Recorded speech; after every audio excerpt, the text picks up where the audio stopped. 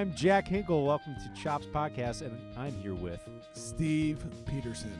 Steve the Sleepless. the line. That felt kind of wrong for me to introduce him. No, that's kind of weird, but it's okay. It's The okay. mic's working? Okay, the mics are working. Today is September something. I don't even know. It's one of those days. September 4th? Yeah, it looks good to me. Yeah, the last 3 weeks have kind of felt like one long week, Yeah. and I feel like it's going to feel that way until November. Just one long week. One long week. Yep. Okay. So, I think we have something to talk about today, Jack. Finally. I'm not even really sure Took what is going to be 61 episodes. 61? I think that's what this Oh, is. my gosh. Okay. I'm not even sure where this one is going, but we have to talk about it. I'm not even sure where the redemptive quality comes out, but I think it was so strong of a situation that we need to talk about it. I'm still recovering. And we're talking about Bugageddon, or the Muggy Buggy Marching Band Night. So here's the scene. I'll just tell you the scene, and then, Jack, you can go back into your deep thoughts and start screaming. Okay. So we had rehearsal last Wednesday, and it was supposed to be 6 to 8. And then at 8 o'clock, 8:15, we did a review for the parents, or a preview for the parents, right? Word. Pretty common little thing in this Yep. part of the country, right? So last week was the middle of the heat wave, where on Tuesday we were not allowed to go outside to rehearse. Oh, that's right. Because it was over 95 degrees. Yeah. We were asked to stay inside, and I think probably most of this part of the country was like that. And so it was still pretty steamy. It was very muggy. So it was the Muggy Buggy night, right?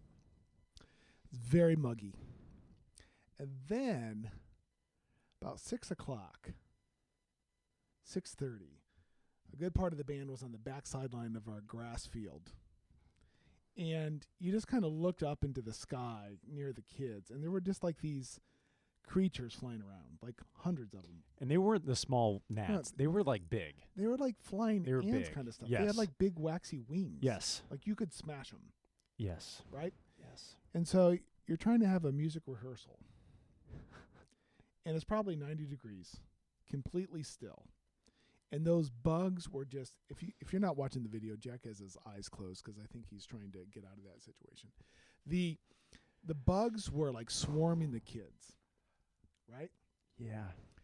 And that was bad. That was bad. But then we flipped the field and we went to the grass part of the field instead of the back sideline at about 6:45, and it was really hot.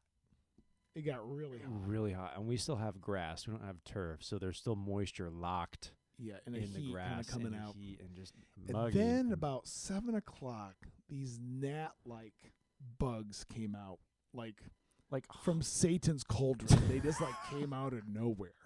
And I like mean, 100 per like square foot for a easy, cubic foot. easy. 100. They were just like everywhere. Brian And- Golden was wearing a bright yellow shirt, Yes. and from a distance you thought it would have had a black polka dots. Oh Yeah, my I goodness. looked at him at one point, Brian, and his entire neck was covered, and it looked like he had black warts all over his body, all over his neck, and it was like a Fear Factor episode, you know? Oh. So then in addition to that, they were performing and rehearsing in front of their parents. And so we commiserated with the kids, right? Eventually, yeah, we did. Eventually. I think at first we were annoyed. Yep. Which we'll go back to that. But as it went on, the gnats didn't care how old you were because they just went all over you. It was pretty unbelievable. And I don't mean unbelievable just like, wow, that's unbelievable. I like truly cannot fathom what the kids had to go through in those 2.5 hours we were rehearsing. Okay, let's back up to the start of the night. Okay. I think everyone except my section and me rehearsed on pavement for their sectional. Oh, yeah. You went to the old walnut tree. The old walnut tree. Okay. And we What'd were you in the find grass. More bugs. And the kids just watching them, which I've come across it before in that spot, and it's always like one day per year. Yes. It's like every bug decides today's the day I'm going to be born. I'm free. And they have 24 hours to just fly and wreak havoc. And so they came out, and I was like, okay, tonight's the night. Let's go. And so the kids are going and playing, and it was only like 15 minutes we were out there. It was not long. So I was like, whatever, we can deal with this before we go out to the field. And so I kind of made a game of it. I was like, okay, stand by. Okay, right arm up. Okay, 10 seconds, swat bugs, go. And just like let the kids swat. And then, okay, stand by. Okay, set, play, or whatever. Just trying to like acknowledge the existence, but trying not to get bogged down by it. Yeah. Okay, doable, fine, whatever. Transition to back of the sideline rehearsal of the football field. And I think you were helping with the planets, our props. Yes. So you were gone, and it was Brian, Nikki, and myself with the band. Back sideline. Part of the kids are on a track. Part of the kids behind them are on the football field. But mostly everyone was kind of in the thick of it. These bugs in the back sideline were bigger. The flying ant stuff, right? Big bugs. All over. Everywhere. Unless you were in the bleachers like me, Ryan, and Nikki. Right. The bugs were not as bad in the bleachers. No. So the kids are on the ground floor. We're on the visitor sideline in the back of the field. And the music staff are in the bleachers just listening to the band have a music rehearsal. As they're going, they had a good attempt to stay still and stay focused for about 2 minutes. And then I don't think they could take it anymore. No, they broke. They broke. And Mr. Hinkle that night was quite annoyed. Yeah. Quite annoyed. Yeah. And my first response was to do the classic, hey, stand by. Come on, stand still. And the kids are like, probably just like, shut up. You can stop it. Stop. I'm getting eaten alive by bugs. And then after about 3 minutes, I could tell that's not happening. So I was like, okay, next step, I'm going to offer my solidarity. Yes. And I got in the trenches. I got down there, and it was rough. But there were some kids that just would not stop swatting bugs. And I was like, okay, we can power through. We can do this. So I stood in front of them. Yes. And I stood at fake horns up. Yeah. Just me with my power triangle standing there still like this. And I got annihilated by bugs. Did you swat them? No, I stayed strong for that moment. You just were calm. I was so angry Yeah. that they could not achieve stillness. Okay. That the anger, this isn't good. This is like dark side of the force teaching. That the anger and frustration drove me to stand still. I had my motivator, and it kind of worked for me. Right. But I wanted to show them that they could power through it. And after about 20 more minutes, it didn't really matter. I mean, it was so disgusting. Yeah. Just so gross. It was just gross. So then, fast forward, we come to the football field. And now the bugs are smaller. They're gnats. After experiencing the gnats and the big bugs, I think the big bugs were better. Yes. They were easier to tolerate because there were fewer and you could see them. Yes. Big bugs better. Yes. Big bugs better. Beats Battlestar Galactica. Okay. Michael! Okay. The small bugs, the gnats, were just everywhere. And it just felt like some creature went up behind you and just started lightly poking you all over. And you look and there's like nothing there. But you look down and you're just covered in gnats. And we had probably, like an hour, maybe 45 minutes of that rehearsal, which was a little more tolerable because the kids could move. Like we're actually marching now. We're not standing still. Right. But I was down there with them from time to time, and it was pretty stupid. Right. Now, here's the kicker, is that at this point, parents are starting to trickle in. Yes. And the gnats did make it upstairs because the parents were all swatting them. Right? Yes. They were like, they had programs and paper and, hats. They were swatting them. Yes, it was pretty funny. And I knew some parents left early because they're like, I'm good. I would have left early if I could. Gosh. It was so bad. Now, granted, the kids did a lot better once they started moving. Once they started moving and marching and playing, it was a lot easier for them, but the bugs were still there. So we did about an hour rehearsal, And you were sitting at the top of the press box, Yep. microphone in hand, Yep. calling out the rehearsal. Yeah. Could you see the struggle? Not that much. Where I noticed the struggle was when you came back up the stairs. I was like, oh boy, Jack has gone. Oh, Jack, that's right. Jack has left the house because usually Jack's like, doo-doo-doo, just like, hey, what's up? And he's like, Darth Jack. He was just like staring off. And I was like, you okay? And you said something like, this would be a good lesson for Dr. Tim's class or something about that. Like, what would Dr. Tim do? What would Dr. Tim do? I don't know what Dr. Tim would do. All I remember saying to you is, can you tell the trumpets to stop moving? Yeah, that was intense. You're like, wow, that's where we're at. I was like, I'm sorry. I just want them to power through it. But, man, kids are kids. Yep. Shocking. But I thought of that Dr. Tim thing, too, because I think it would be a really fun thing for, like, new teachers to just be given, like, the craziest scenarios and try and have them figure out how they'd approach it. Just to see, like, creativity, to see patience, to see problem solving. Yeah. And this would be some random question you could get asked in an interview for your first job. Okay, you're teaching in a classroom that's completely infested with bugs and kids are starting to swat and It's 95 degrees and 90% humidity. lose control. What do you do?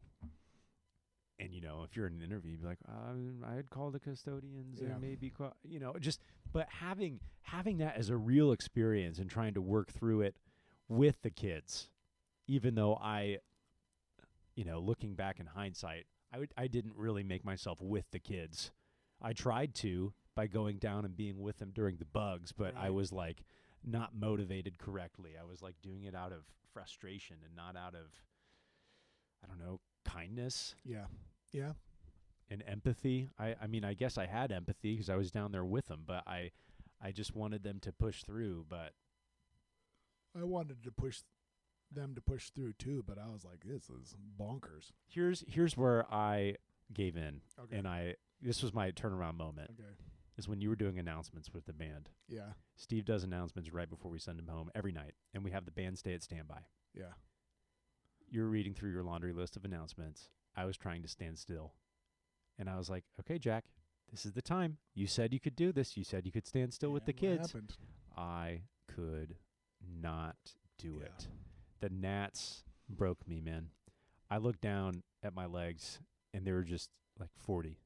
Yeah. And I was afraid to open my backpack because they might get in there. When I picked up my Megavox speaker, like 30 flew out. Yeah. And I was so afraid the next morning when I got into my office and I opened my backpack that they would just like fly out like a scene from The Grudge or something. I'm just like, Yeah. that's when I lost it. Yeah. They were all over the place, and people that had electronics out there that night were like vacuuming them out of the electronics.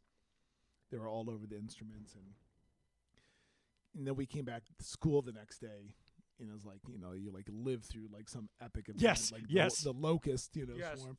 And so the kids were like, some kids were like, I took 2 showers. Yes. And I came home, and I think everybody took a shower, and it's just like we were picking bugs from our heads, and I was just like, I told my wife, I was like, I have no idea if I've ever been to that miserable of a rehearsal. That was true misery. Yeah. I just remember the feeling of like getting in the car and you're just like trying not to like touch anything. Just the best feeling of the night is when Brian and I got in the golf cart and we're locking up the gates and we got to go 20 miles an hour and the wind was on us. We're like, oh my gosh, this feels so good. And it was just trying to clean our bodies off, but oh my gosh, that was bonkers. that was the most like miserable rehearsal. I mean, we've been in downpour rain And cold. and we've been in hail and snow. Yeah. I'd take the hail and snow, man. Yeah. That was stupid. Yeah.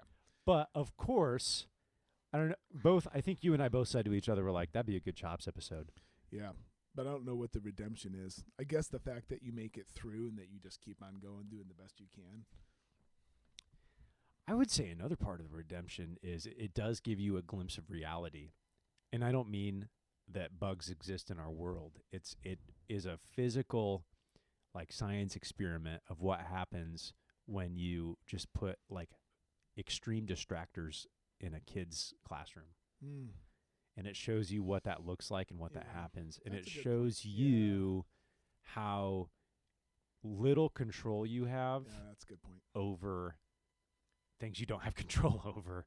Like, I mean, the most classroom teachers work in an environment that's 71 degrees, no windows, with all desks facing forward, with a screen that you control, and no sounds and very little distractors, and then you think about how if you ever have like your projector stop working, or like the Wi-Fi goes out, or your phone keeps ringing, you're like, oh my gosh, this is so inconvenient. Yes. And then, Bugageddon kind of blows that up all out of the water. Yeah, yeah, I agree with you. It kind of helps you realize what you do and don't have control over. And all you can control is how you react, or how you can encourage your kids or discourage them in certain ways. And clearly my method was not the method, and I figured that out pretty quickly. But just trying to be supportive and push through was kind of all we could do. Yeah. And of course, the kids are going to, like this year's freshmen, will be talking about this rehearsal their senior year at their parent preview. Oh my gosh, guys, remember our freshman year? Yep. Oh my gosh, you remember the bugs? It would become legendary. And it was like pop culture in the area. It was like on Facebook. It and was. People were talking about they were afraid to get out of their cars. Yeah. And then the next day I got an email from building services of the Concord district like, we're going to be spraying for bugs in the next 2 days. I was like, please. They're like, yes, can you spray thank me? you. Can you Just get me? spray me. Can I put just me in a actually bubble, jump in the liquid? Yeah.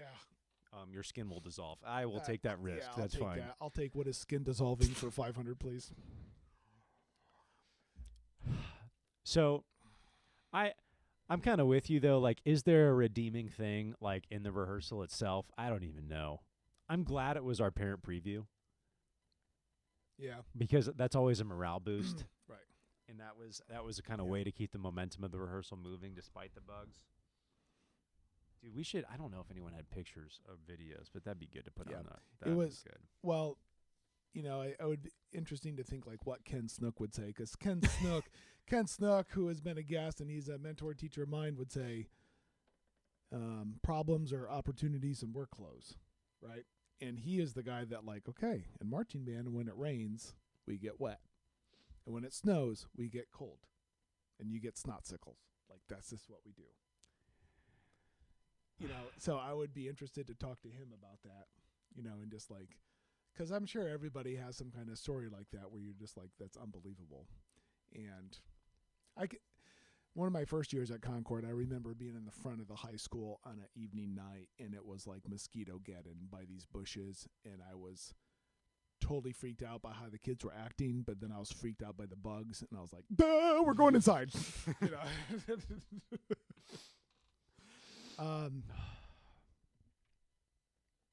I can't even think of a rehearsal as when I was a kid or as a staff person that was like so difficult to achieve well. Yes. I So cannot. distractible. So distractible. I mean, been through heat, Yep. rain. The one that can come close, this was my freshman year in the band.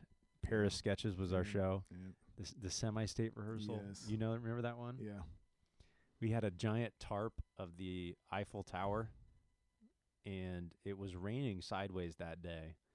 And we had 8th graders, right, move the tarp because they were some of my friends as a freshman. And I remember those guys at the rehearsal. And those kids in 8th grade, all they had to do was move the tarp. They weren't playing or marching. They were just kind of as there for help. And they were running the tarp out on that set, and the wind took the tarp from underneath. Yeah. And the tarp, this giant, almost the length of a width of a football field, just flew launched, away. Yeah. And this was like, I don't know, we were 24 hours out from our performance, and this thing is just soaked and flying away, and Yep. you can't see, you can't Yep. Yeah. it was bad. that was disgusting. Yeah. And I remember there was like baby powder on it, because I think we put baby powder on it. Would it help it dry? Well, so it wouldn't like stick on itself Oh, okay. when it got folded up with the paint. But then it was like this mash of like water and baby powder that just was like disgusting. Yeah, I still remember some of those kids that were in 8th grade. They got annihilated by that That thing. was disgusting. Yeah. There was number of years before that, we had done this idea that the black tarp that was going to cover, that went from 30-yard line to 30-yard line, so that's 60 yards. That's Shades of Life. Shades of Life. And it went over the band, right? And the first day that we used it was the day of a performance. And we had orchestra kids helping us, and they had it like hooked up to these PVC pipes, right? And so it came to this big dramatic moment in the show, and you know, and then the orchestra kids were supposed to like raise it up and like run over the band, and the band came up and they had these masks on, right? But it had rained earlier and the ground was wet, and maybe it was still wet from the dew, but this nylon cloth, instead of just gaining air, just got sucked down. So they went, and it just stuck, and they just ran. Instead of it flying over the band, it just like smashed the band. So it just like dragged the band into the middle of the field, and then it got wet, and then it just sat down, and then like we had to stop rehearsal and like retrieve kids from the black tarp. You know, it was unbelievable. It was bad. You know, things like that happen. Yeah. The I don't know if I've mentioned this before, but like poor rehearsal conditions where I taught before I came to Concord. That was like my little band room. Okay. You know, my band room was like so short. The ceiling was so short. If you like raised your hand in the air with a baton, it would stick up in it. Oh, wow. Right? And there was a door that went immediately to the outside. There was no like buffer door, right? And it had a window unit air conditioner, and it had a hanging down heater with a blade in it. With the protective gear was gone, so there's just this blade in this fan, right? And that was the band room. And the band room had no, of course, Wi-Fi, because that would not been it at that time. No phone and no computer. No teleconference to the principals, nothing. And the school had no bells. We did not use bells. You said to keep track of your own You time? said to keep track of your own time. So that always worked well because the band room was not attached to the school. Then they said, well, since you're a separate room, we're going to build you bathrooms, right? So they put 2 single stall bathrooms on the back of it with like plywood trailer doors. Yeah, let's go. Right? Like who's going to want to use that, right? But along the way, it was just like half finished. It just went on and on and on. But there was leaking in the band room, and I kid you not, the way the floor sloped, there was at some point like 2 inches of water in the back of the band room sitting on the carpet where the percussion stood. Like not just sopping, it was like standing water. Okay, that's disgusting. Standing water on carpet that who knows how long had been there. So with no ventilation and it just smelled like a mold fest, right?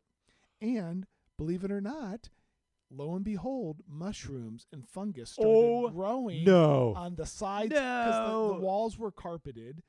The walls were carpeted and had ceiling tile on it. There was no dry tile anywhere, and stuff just started. These orange fungi grew all over. And the kids that had allergies, it was unbelievable. The health department should have shut that down. It was disgusting. And kids were like sneezing and wheezing, and it was bad. It was so bad. But yeah, there was fungus growing all over the place.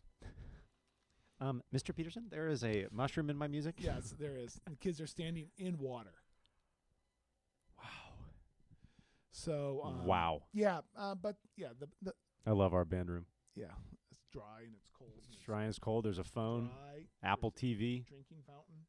No water except in the drinking fountain. No mushrooms that I know of. That's good. So that was like resistance training. Yeah. So we have rehearsal tonight. Mm-hmm. Was the parent preview just a week ago? Yeah. Feels like a long time ago. No. We have rehearsal tonight, 6 to 9. And, because last time we recorded, one of the last times we were talking about rehearsing outside and just like 12 papers and all this stuff. That was pre-Bugageddon. Yes. Makes me feel a little more thankful for the 12 papers and the kids in Crocs. Oh. Yeah, well, Brian Golden had made like a, Armageddon kind of idea that like the night before we had ridiculous storms. The night before Bugageddon, we had like fire. yeah. It was like these crazy dark clouds that moved through the area that had hail. Yes. Right? And so we had like fire and brimstone, like hail coming down. Yep. And then the next night was the locust. It was like this prophecy, into the world kind of thing. What happened Thursday night? I don't know. I think I got ice cream. I did too. I went to Steak and Shake. Oh, yeah. I got a chocolate shake and 3 chicken fingers and drove in the country. You got it to go? Yeah, Kathy and I did. Chocolate shake and 3 chicken fingers. Yeah. Dinner at And Champions. drove out in the area.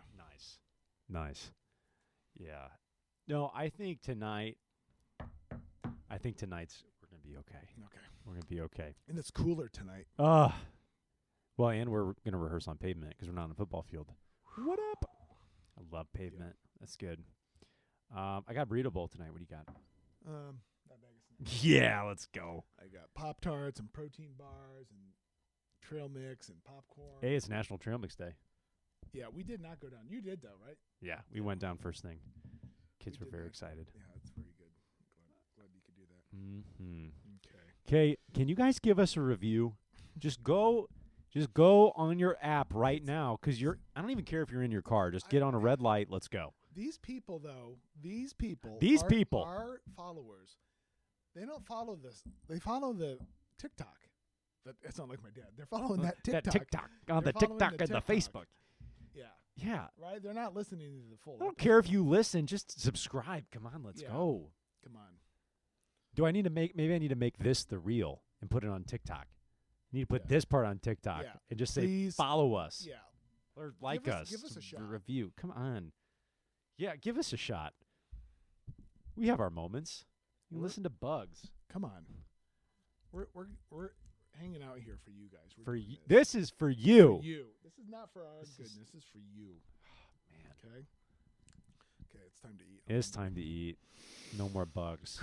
Got to teach choreo tonight. Okay. Yeah, we do. That's it. Okay. So, follow us, like us, TikTok, Instagram, YouTube. Follow us on Spotify and Apple Podcast, and like and subscribe and give us a hard time. So, for Steve Peterson and Jack Hinkle, we're out of here. See ya.